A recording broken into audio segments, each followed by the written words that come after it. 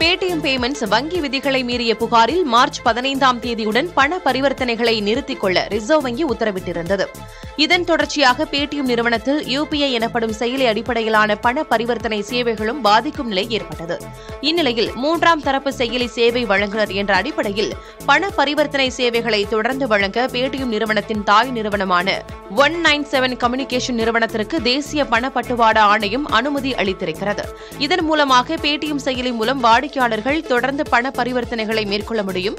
பாரத state வங்கி, axis வங்கி, HDFC வங்கி, எஸ் வங்கி வாயிலாக தொடர்ந்து இச்சேவையை பேடிஎம் வழங்கும்.